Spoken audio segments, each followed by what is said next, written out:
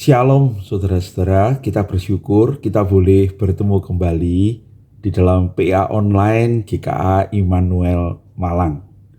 Mari kita sekarang bersama-sama membaca firman Tuhan dari Kisah Para Rasul pasal yang ke-25 ayat 13 sampai 27. Paulus di hadapan Agripa dan Bernike. Pada bagian ini saya beri judul Paulus di hadapan Agripa.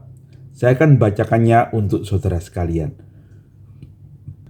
Beberapa hari kemudian, datanglah Raja Agripa dengan Bernike ke Kaisarea untuk mengadakan kunjungan kehormatan kepada Festus.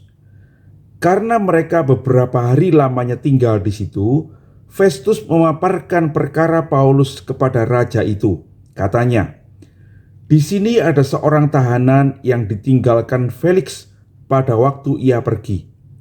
Ketika aku berada di Yerusalem, imam-imam kepala dan tua-tua orang Yahudi mengajukan dakwaan terhadap orang itu dan meminta supaya ia dihukum. Aku menjawab mereka bahwa bukanlah kebiasaan pada orang-orang Roma untuk menyerahkan seorang terdakwa sebagai suatu anugerah sebelum ia dihadapkan dengan orang-orang yang menuduhnya dan diberi kesempatan untuk membela diri terhadap tuduhan itu. Karena itu, mereka turut bersama-sama dengan aku kemari. Pada keesokan harinya, aku segera mengadakan sidang pengadilan dan menyuruh menghadapkan orang itu. Tetapi ketika para pendakwa berdiri di sekelilingnya, mereka tidak mengajukan suatu tuduhan pun tentang perbuatan jahat seperti yang telah aku duga. Tetapi mereka hanya berselisih paham dengan dia tentang soal-soal agama mereka dan tentang seorang bernama Yesus yang sudah mati, sedangkan Paulus katakan dengan pasti bahwa ia hidup. Karena aku ragu-ragu bagaimana aku harus memeriksa perkara-perkara seperti itu, aku menanyakan apakah ia mau pergi ke Yerusalem supaya perkaranya dihakimi di situ. Tetapi Paulus naik banding. Ia meminta supaya ia tinggal dalam tahanan dan menunggu sampai perkaranya diputuskan oleh Kaisar. Karena itu aku menyuruh menahan dia sampai aku dapat mengirim dia kepada Kaisar. Kata Agripa kepada Festus, "Aku ingin mendengar orang itu sendiri." Jawab Festus, "Besok engkau akan mendengar dia."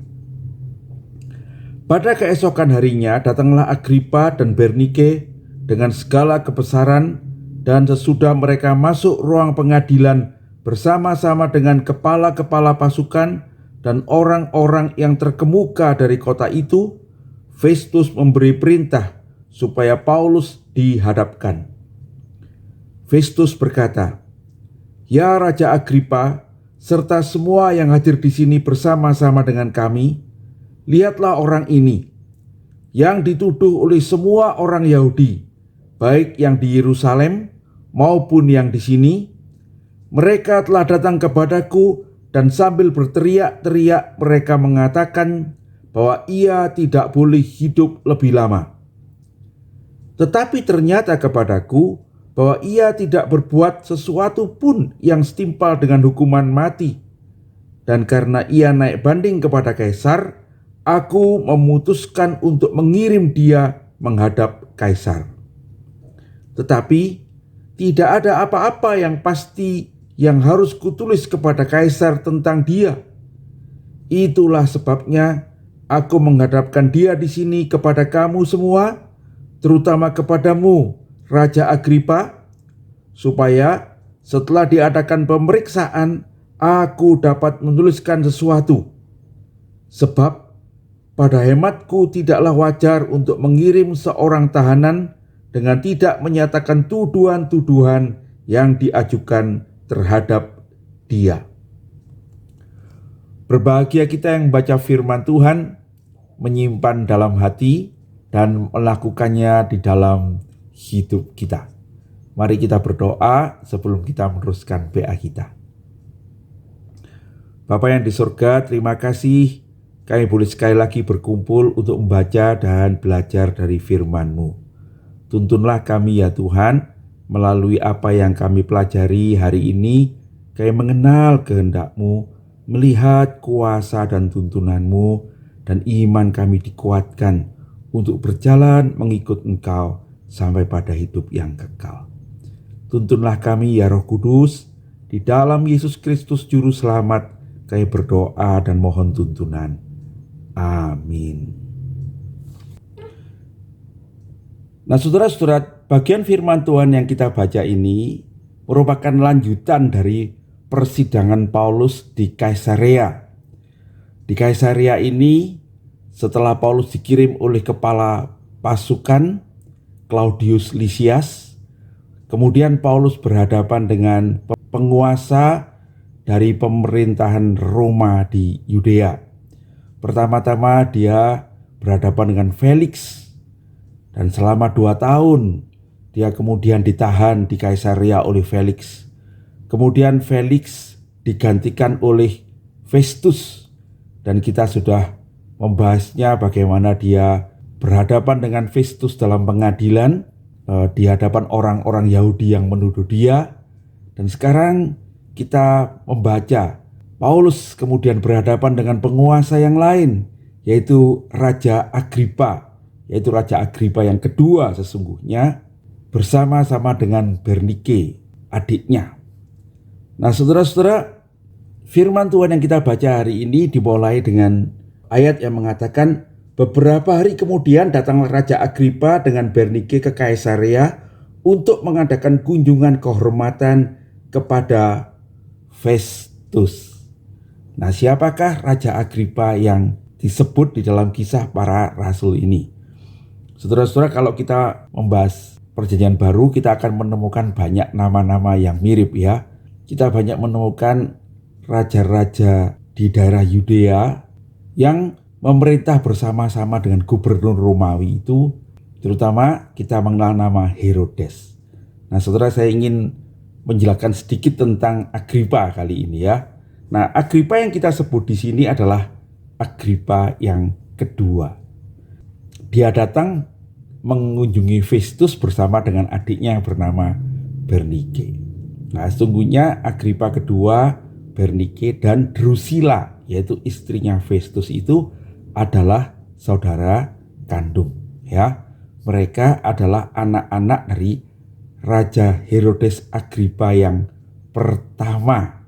Nah saudara, inilah Raja Herodes Agripa yang memenggal kepala Yakobus, yang sesungguhnya juga berencana untuk membunuh Petrus. Nah, Raja Agripa yang pertama ini menggantikan Raja Herodes Antipas. Herodes Antipas inilah yang menyalibkan Tuhan Yesus dan kemudian membunuh juga Yohanes Pembaptis.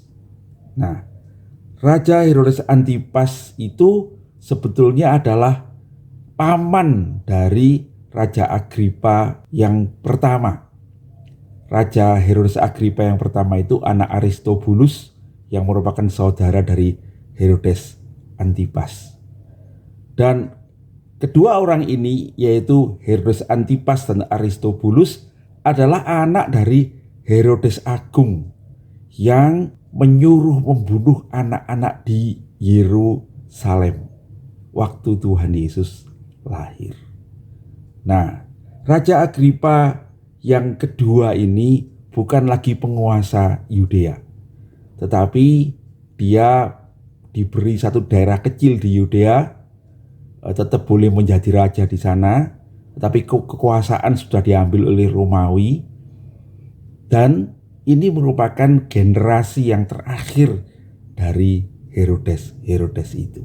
Ya, nah saudara-saudara, dinasti Herodes ini adalah orang-orang Yahudi, tetapi juga keturunan dari Edom. Ya, kita tahu bahwa Herodes Agung itu adalah orang Edom sebetulnya, tetapi dia menikah dengan orang-orang Yahudi, dan karena itu lebih mengerti budaya budaya Yahudi, tradisi-tradisi Yahudi dibandingkan dengan penguasa Romawi, termasuk Festus yang berasal dari negara lain.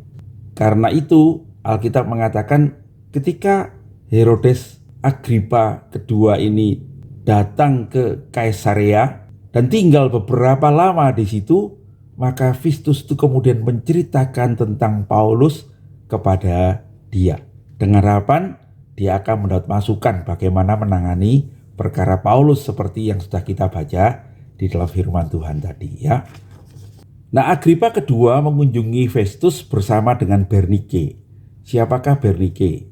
Nah, saudara, Bernike ini adalah sebetulnya saudara kandung dari Agripa kedua.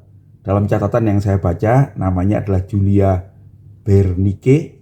Bernike ini merupakan nampaknya perempuan yang cantik. Dia mempunyai banyak suami. Menurut catatan yang saya baca, pertama kali dia menikah dengan seorang bangsawan Yahudi Romawi, yaitu Marcus Julius Alexander. Kemudian bercerai, kemudian menikah dengan raja kecil di Sisilia, bercerai, dan kemudian dia tinggal bersama dengan Raja Agripa yang kedua ini.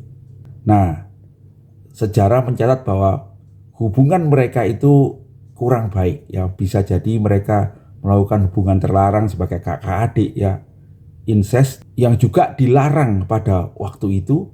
Dan untuk menutupi aib itu katanya dia menikah lagi kemudian dengan Filemon dari Pontus, tapi kemudian berpisah dan terakhir dia menjadi pacar dari Kaisar Titus katanya gitu ya, Kaisar Romawi.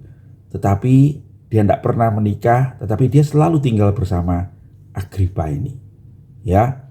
Nah, Bernike ini bersama-sama dengan Agripa kedua datang ke Kaisarea untuk mengunjungi Drusilla yang barangkali kakak atau adik mereka, kita kurang tahu. Tetapi Drusilla ini adalah istri dari Festus.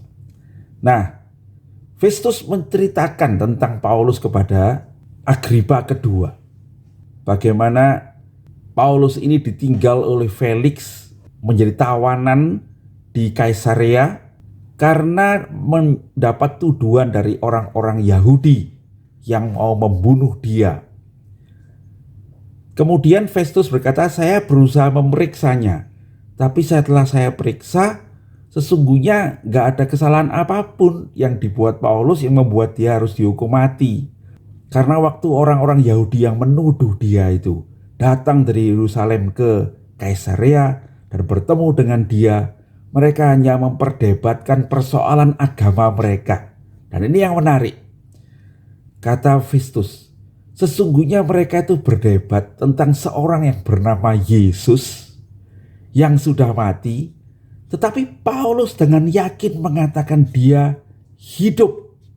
Artinya Yesus itu bangkit dan dari antara orang mati. Jadi saudara-saudara, Festus mengenali bahwa persoalan mereka sebetulnya adalah kebangkitan Yesus Kristus. Festus mengatakan, saya tidak tahu bagaimana menanggapi itu. Karena itu saya menawarkan pada Paulus untuk saya dampingi mengadakan pengadilan di Yerusalem. Tapi dia menolak dan dia mengajukan banding kepada Kaisar. Karena dia warga negara Romawi, maka itu adalah hak dia untuk minta diadili langsung oleh Kaisar. Karena itu kata Festus, saya menahannya di sini sampai waktunya saya bisa mengirimkannya kepada Kaisar. Nah, saudara, dari cerita itu ya, Agripa kedua itu tertarik karena dia juga seorang yang punya darah Yahudi. Dia berkata, saya ingin ketemu sendiri dengan orang itu. Lalu Festus mengatakan, besok saya akan mengadakan pengadilan, kamu boleh hadir. Nah, saudara, besoknya kemudian diadakanlah pengadilan itu. Dan dalam pengadilan resmi itu, Agripa datang dengan Bernike dengan segala pakaian kebesaran sebagai seorang raja wilayah. Dan kemudian Festus juga mengundang orang-orang Yahudi di Kaisarea dan juga dikatakan panglima-panglima pasukan ya yang ada di situ untuk bersama-sama hadir.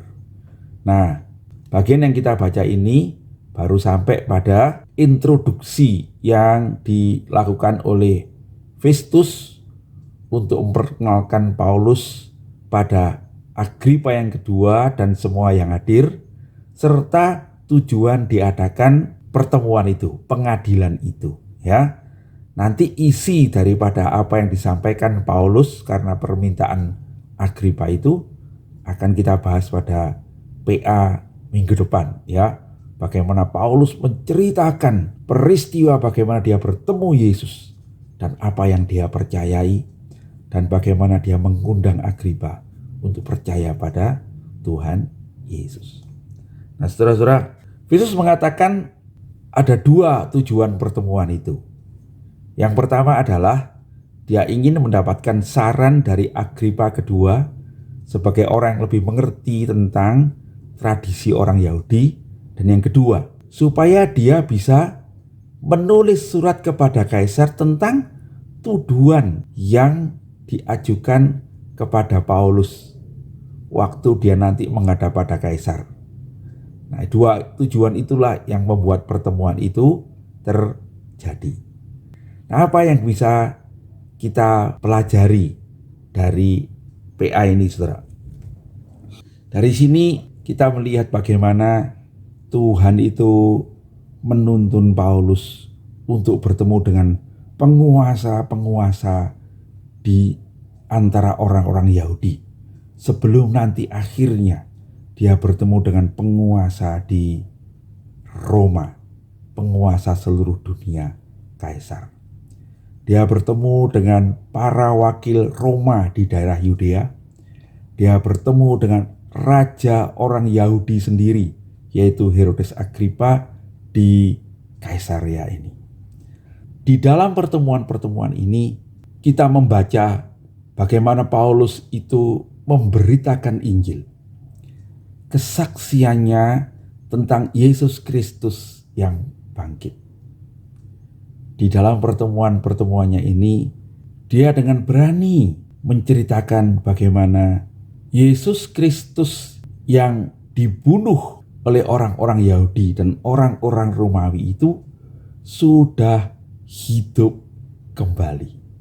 Nah, saudara-saudara, dari sini kita mengerti betapa pentingnya pemberitaan Injil tentang kebangkitan Kristus.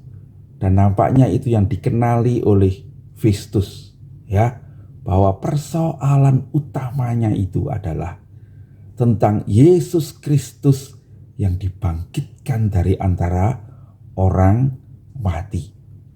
Nah, saudara-saudara sekalian, ini harus menjadi introspeksi bagi kita orang percaya. Siapakah Yesus Kristus bagi kita? Sungguhkah kita percaya dia sebagai Kristus yang telah dibangkitkan dari orang mati itu? Dan apakah gereja itu memberitakan kebangkitan Kristus itu? Saudara-saudara, kalau kita membaca surat-surat Paulus, maka kita akan menemukan bahwa Kristus yang bangkit itulah sesungguhnya yang diberitakan. Ya, sebentar lagi kita akan merayakan Paskah, saudara-saudara. Sesungguhnya Paskah itu bagi orang Kristen bukan sekedar anak domba Allah yang disembelih, yang disalibkan untuk menghapus dosa isi dunia. Tetapi Paskah itu merupakan kebangkitan Yesus Kristus. Kalau kita hari ini beribadah setiap hari Minggu, itu karena kita memperingati kebangkitan Kristus, ya. Orang-orang Kristen dari awal mula gereja mengadakan ibadah pada hari Minggu itu sesungguhnya untuk memberitakan Yesus yang bangkit itu. Saudara-saudara, waktu saya menyiapkan PA ini, saya diingatkan hal ini, ya. Matthew Henry mengatakan bahwa berita Injil yang dibawa oleh Paulus itu adalah berita tentang kebangkitan Yesus Kristus yang mengalahkan maut, yang menjadi pengharapan bagi semua orang percaya untuk beroleh hidup yang kekal di dalam Dia yang tidak mati itu. Nah, saudara-saudara, biarlah melalui PA ini kita diingatkan kembali bagaimana kita ini menjadi orang Kristen.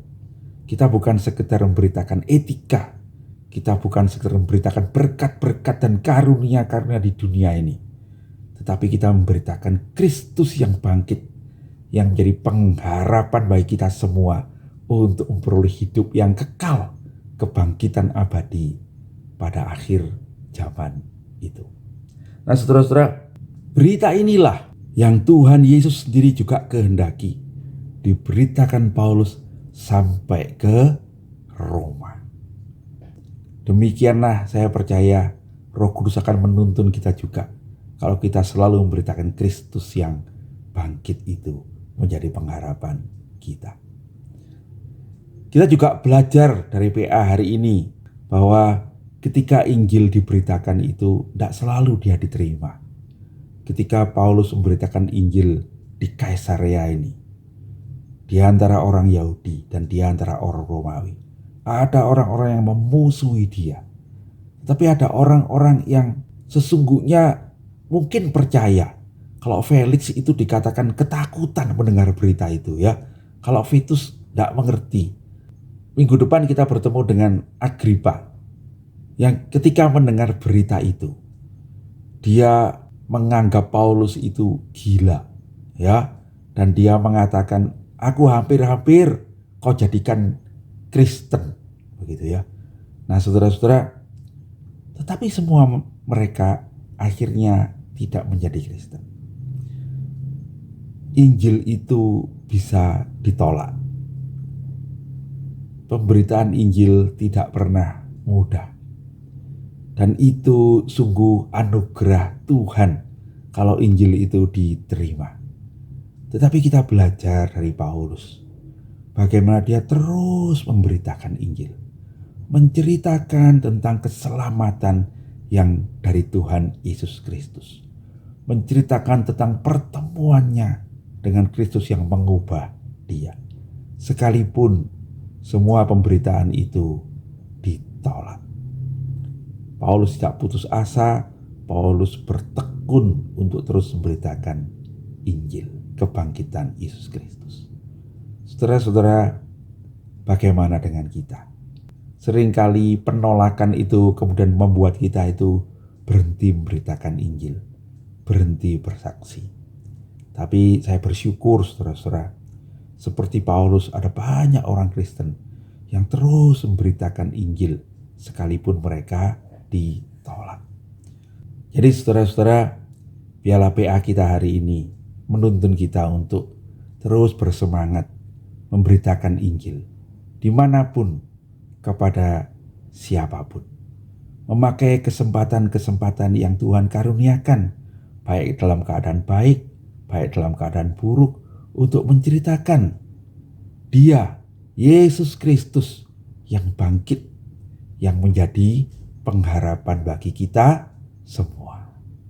Saya berdoa sebelum saudara memberitakannya, saudara seperti Paulus bertemu sendiri dengan Kristus yang bangkit itu, menerima Dia sebagai Tuhan dan Juru Selamatmu, dan iman di dalam hatimu itu yang keluar menjadi kesaksian tentang Dia yang bangkit, Dia yang menjadi Juru Selamat kita, Dia yang akan menuntun kita sampai ke sorga yang kekal. Tuhan kiranya menolong kita sekalian. Mari kita berdoa. Terima kasih Tuhan, kami boleh belajar tentang firman-Mu, dan kiranya apa yang kami pelajari hari ini mengingatkan kami untuk memberitakan Engkau yang bangkit, apapun keadaan yang sedang kami hadapi. Tuntunlah kami di jalan yang benar. Kami tahu Engkau tidak pernah meninggalkan kami. Dan kalau kami harus menceritakan Injil, kami tahu itulah kesempatan-kesempatan yang Tuhan bukakan supaya banyak orang beroleh keselamatan. Terpujilah nama-Mu ya Tuhan. Kami berdoa dan mengucap syukur di dalam Yesus Kristus, Tuhan dan Juru Selamat kami yang hidup. Amin. Demikian PA kita hari ini, saudara-saudara. Nanti sore kita boleh bertemu untuk mendiskusikannya di dalam Zoom meeting GKA Immanuel Malang jam 6 sore. Tuhan Yesus memberkati.